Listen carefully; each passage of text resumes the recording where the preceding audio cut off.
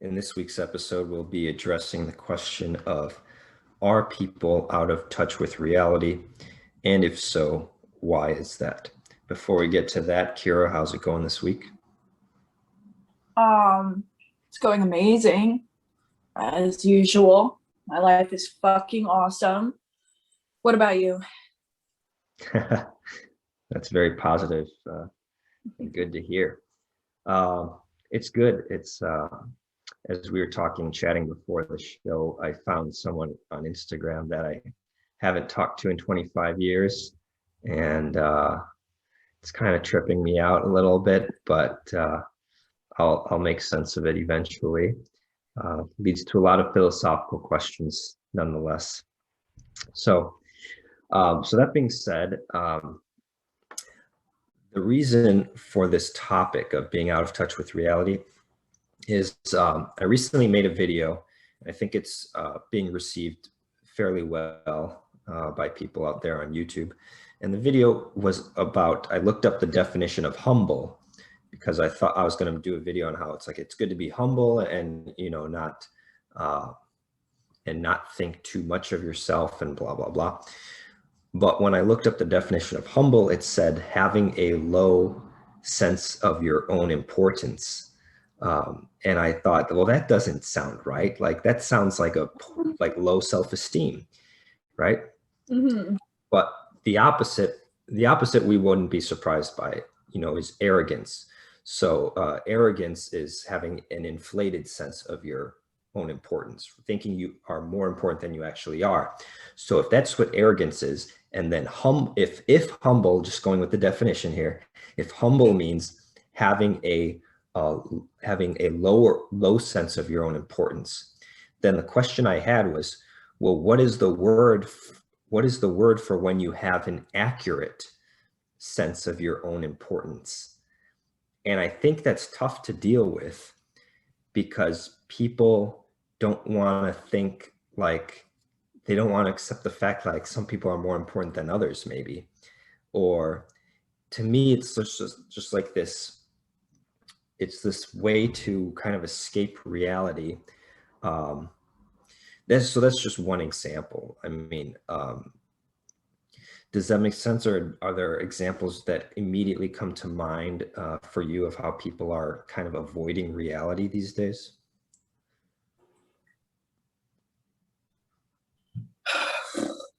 Well, I feel like maybe like an issue that I've had with, I guess, like being in touch with like actual reality and like what is actually going on is that most people who engage in self-help are, I don't know, sometimes kind of like fantasizing their reality when it's like, so it's like, oh, I'm so important, I rock, I'm so good, right? Yet when you go out, not one person says hello to you or gives you the attention that, your important ass deserves, right? So I think that that's because it's all in your head. And when you go out, your little fantasy in your mind, you're not letting yourself kind of break out of your mind and then go into reality and make that happen. Because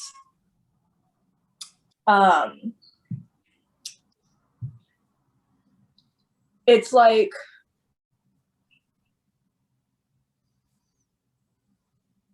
when you have this fantasy in your mind, it can sometimes be a little scary. So like if you really think that you're like an important ass person, and then you walk into somewhere, you're either going to walk in like an important ass person or you're going to walk in like somebody who is, I guess, maybe observing the important people to see how they act. Or maybe you're coming off as like arrogant, meaning you want people to pay attention to you, but you're giving them absolutely nothing to pay attention to. You're walking in as a nobody. And I feel like the biggest thing that keeps people back from actual reality is fear. And I don't say fear in like a bad sense at all, because that would be being way too hard on ourselves. But I think that what holds people back from actual reality is fear, because in our minds, we're kind of doing that thing where we're putting way too much psychic energy on how hard something is. Like, oh my God, how hard it's going to be to walk into this room like I'm a fucking somebody. Oh my God. Oh my God, what am I going to do? You know, and you're going crazy in your mind. But if you come back to reality and you understand that everybody has gone through this. You see, like, this is a problem that I've had with sex before. I've been totally scared to like enjoy myself during sex. Like, if I am being pleasured, I've been embarrassed almost to sort of cry out in pleasure. And I've realized, you know, that the best thing that gets me out of that is, bro, everybody's having sex. Everybody's getting pleasure. Everybody wants to get pleasure. Everybody wants to get pleasured, you know, so relax. Just fucking do it. Everybody's doing it. You're not the only one who's a little bit embarrassed to cry out in pleasure during sex, right? Just like you're not the only one who's a little nervous to walk into a room full of people and pretend, you know, act as if you are somebody. And so I think that that's the main thing that keeps us out of actual reality, is just kind of fear and maybe unawareness that everybody is doing it. Like, you're not the only one. Yeah, so many good points there. I think that, Thanks. Yeah, I definitely can identify with a lot of that. Like, I think I'm out of touch with reality sometimes, in the sense of like, I get in my head, you know, like something happens and I start like, I've heard in the self-help circle the phrase telling stories a lot. You know, we tell stories in our mind that may or may not be true. And, you know, you witness somebody, I mean, a classic example, you see another driver that's driving horribly and you tell yourself a story about why they're driving horribly.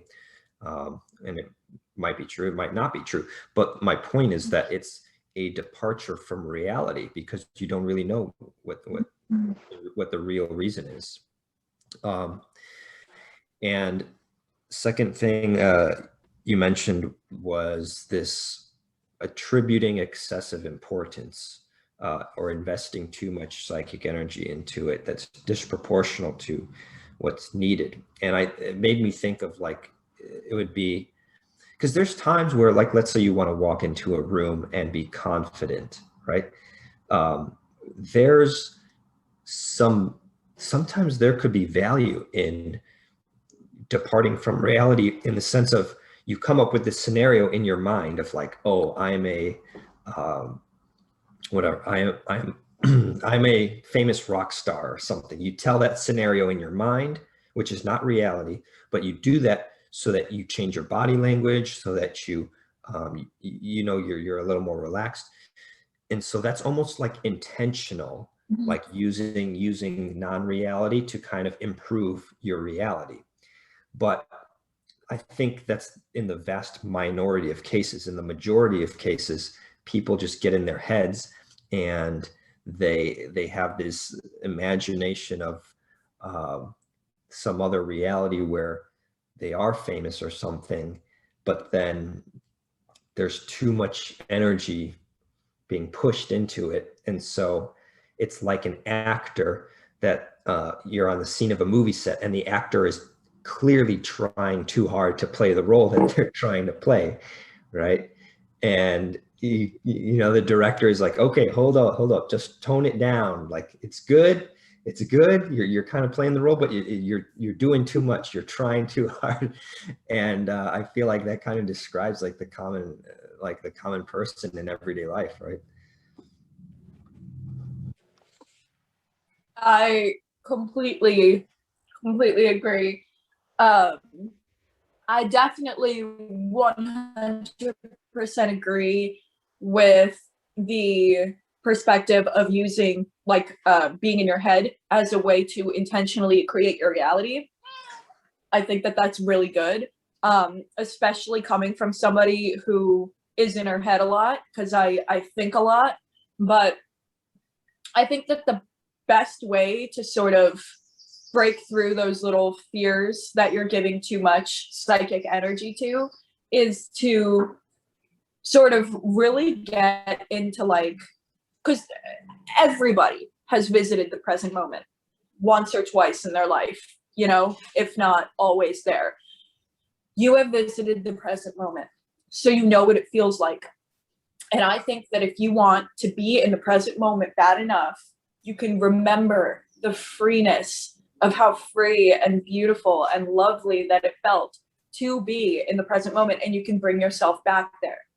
And when you're in that present moment and you're sort of seeing time slow down and actually absorb your surroundings, not like absorb like in a bad way, like an over empath, but like I'm talking like absorb the light that's coming in from your window, absorb the air that you smell, the air that you feel on your skin. If you take notice to all the things that you see and feel in the present moment, it's gonna calm you down a little bit, and you're gonna be like, all right, you know what? Fuck it. Like, I'm just gonna walk into this place like I'm important. I'm gonna talk like I'm important, but I'm gonna do it chill. I'm gonna do it relaxed. I'm not gonna overplay my part. You know, I'm not gonna walk in and I'm not gonna be like, I'm Kyra Carlin, I'm a mind coach, I'm a self-mastery coach.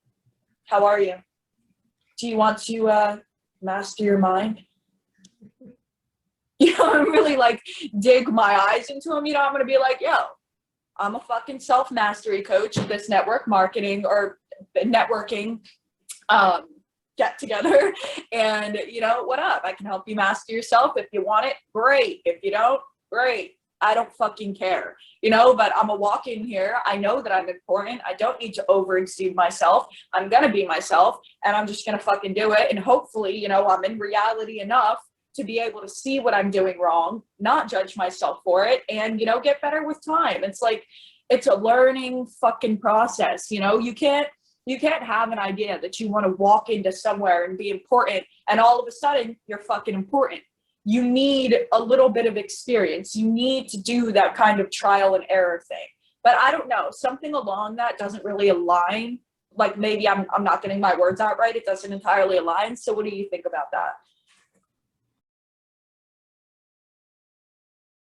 Okay, so it reminds me of this whole like mindfulness movement, and you know, even working in the field of mental health, mindfulness has been huge. And then going through the grocery store, you see it on like the cover of the magazines at the checkout lane, like Time magazine doing some special on like mindfulness. And I think my initial reaction was like, what is this stuff? Like, what is this hocus pocus psychology stuff on mindfulness? And what and then, you know, you go do these mindfulness exercises and they're like, you know, oh, feel the surface of your chair and feel your toes moving inside of your shoes. And I'm like, what the hell is this psychology stuff? Right. But the more that finally, like, it took me a while to realize it, but it does something that we've been doing for years and many people do automatically, which is it's a technique to bring the mind into present moment, and away from things like the past and the future. But the thing is, we do this already. Like, this is when people go to concerts, or they listen to music so that their mind gets pulled into the present moment. They go to a movie to get pulled into present moment. They go watch a sports game, or they even play and participate in sports in order to pull the mind into the present moment. So there's nothing mysterious or fancy about mindfulness. I mean, yeah, you could sit in a room and just like concentrate on your breathing or count the number of tiles in the ceiling. That counts, but there's nothing mystical about it. If you realize that we already do it. And, you know, going to get a massage, that's mindfulness, because you're going to start paying attention to how the massage feels. Like, it pulls your mind into the present moment. You see what I mean?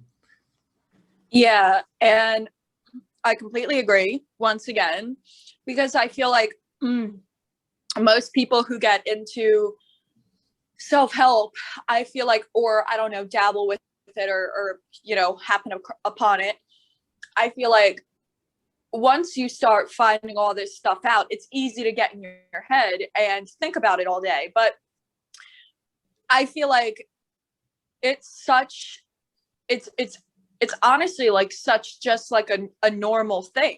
Like everybody works through their mind throughout the day. Everybody has highs and lows throughout the day. Everybody, you know, solves problems in their head throughout the day, even bums. You know, even bums are like, fuck, I ain't got no food. Time to devise a plan on how to get some food. I guess I'll have to fucking go up to somebody's car window, you know? So everybody is problem solving throughout the day. And everybody is using their minds to work throughout the day. And I feel like if you get too caught up in personal development, it can really bring you out of the present moment, because you get so caught up in your head and you forget to just continue living your life and live your life almost how you did before you started personal development, when you didn't fucking care and you were just yourself, and you have this perspective, and you have these experiences from, you know, things that you've learned. And I feel like if you delve too deep into personal development, you can get a sense of righteousness. Maybe not righteousness is the right word, but like being higher than somebody else. Oh, like I know all this stuff about personal development. And that is something that can bring you out of the reality. But if you come back down to reality and you understand that the reality of it is everybody is working problems in their mind throughout the day. Now I just know a little bit more and I can live my life a little bit better, you know, and that helps you embody the personal development and be who you are, instead of coming out of reality thinking that you're some sort of god, or thinking that you're like less than a god, you know, like scum. If you come down to reality, the truth of it all is you're a fucking human just like everybody else, and you're trying your best just like everybody else. So if you have something that's gonna fucking help, then just fucking help. Yeah. It's this is actually kind of getting at what the whole reason I wanted to do that video on being humble was because I was viewing the word humble as like being humble to reality, or like being immersed, making sure that you're immersed in reality, and constantly experimenting, constantly getting feedback from reality and adjusting so as not to get in your head. And that's, to me, I think that's really valuable. And it's wild to think that in the field of psychology, I mean, the word psychosis, people throw around the word psychotic a lot, you know, like in everyday language. Oh, so-and-so, they're psychotic, you know, it's like, and they use it as this synonym for crazy, when in like technical jargon in the psychology field, psychotic means that you either have delusions, so you believe things that are not true, or you hear or see things that are not happening. So that's at the farthest end of the spectrum. That's like being really out of touch with reality. And I've worked with people who are at that end, with, you know, with really severe schizophrenia, and they think they really believe that the FBI agents are after them. And it's really tough on someone's well-being when you carry delusions like that. But what's interesting is that it always comes back to like, and I think I'll tie this into my final thoughts for the episode as well. It comes back into like at the end of the day, like that person, even if they think they could think all sorts of things. They could think that, oh, the FBI is after them, or they could think that, what else? That that they could think some things are not real, I suppose. Like that there's a stick on the ground and that it's really a snake or something like that.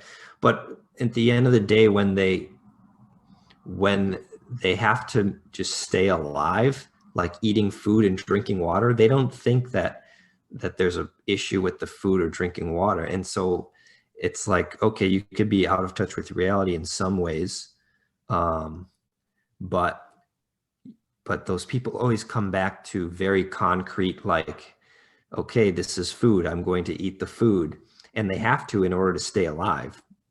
But so there's this whole spectrum of, like, at the far end is some people being like very out of touch with reality. Then there's, I guess, what you would say like maybe an average amount of being out of touch with reality, where just like the average person has misconceptions or makes assumptions about other people's intentions. And then at the other end of the spectrum, it's full immersion and full alignment with reality, where there's no voice in your head making up stories, and you're just completely just testing out reality and seeing what feedback it gives you. So I feel like there's a huge spectrum, and I'll pass it to you to share your final thoughts, and then we'll close out. I feel like that's definitely really true. That, you know, as far as people are out of reality, they still have those concrete things like, all right, well, finally, I'm going to go to sleep, you know, sort of thing. I remember there was a point in my life where I was legitimately so psychotic that I was at my sister's best friend's house. It was me, my sister, her best friend, and her husband and her two babies, or one baby, whatever it was. And I remember they poured me a glass of wine, and I was so out of touch with reality. Number one, I thought that they poisoned it, and I started having a panic attack. So I asked my sister to take me home. And when we went outside, I was ducking behind cars because I straight up, I'm like, with every ounce of anything in me, I thought that somebody was coming to shoot me. I was like, Brittany, get the fuck down. Get down. Somebody's going to come shoot you. Like, get down. And I was ducking behind cars. And I remember that time in my life when, you know, my reality was so motherfucking distorted.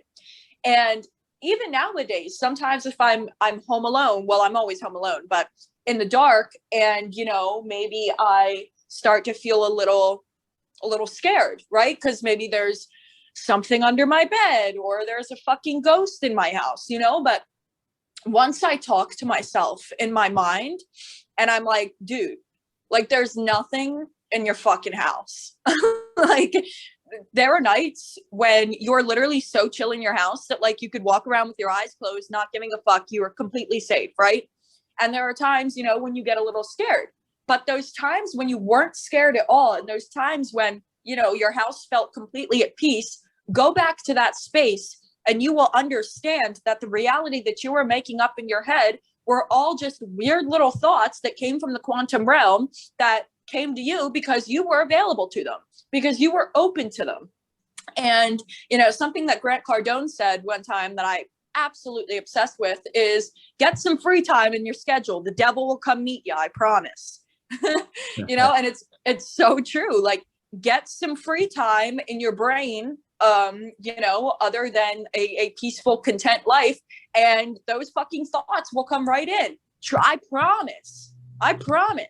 So, you know, if you just start talking to yourself into the idea that you were safe, because there was a time in your life, and just like there's a time in your life where you were in the present moment and you felt it, and you felt beautiful and present, clear and whole and clean, there's also a moment when you felt safe and protected, like nothing could go wrong. You need to go back to that state of mind, and you need to bring it to your present day and make the adjustments needed, right? Because, like, maybe you felt safe because you were being held in your mom's arms, right? Well, maybe you're not being held in your mom's arms now, but what was so safe about it? Bring back that feeling that felt so safe and make it your own, instead of using other people to get that feeling again. You know, you've been there. So my final thoughts are, you have been there before. Just think yourself back to it, and you will see the delusion rather, of your reality fade away. And you'll be like, wow, this is amazing. I'm so happy. I knew I could do it. I knew that it was all fake. I knew that it wasn't real. Right. Yeah, I think it's a good reminder that the mind has to be monitored like constantly. I think we give it too much credit, which is why I like to say that the mind is like a 5-year-old child. Like you have to babysit it like constantly. Yep. So, all right. Well, very good. I think we did it for today. And if people want to get in touch with you, what's the best way that they can do that? You can reach me on Instagram at Soul Designed Future. Also, I wanted to say I did get a recommendation for a video topic for next week. So next week, hopefully we will discuss something that somebody had recommended to me that they wanted to hear about. Awesome. Can't wait for next week to come around. Yes. Cool. All right. So we will see you all next week. If you have additional ideas for future episodes, please put those in the comments or send us a message, and we'll see you next week. Bye.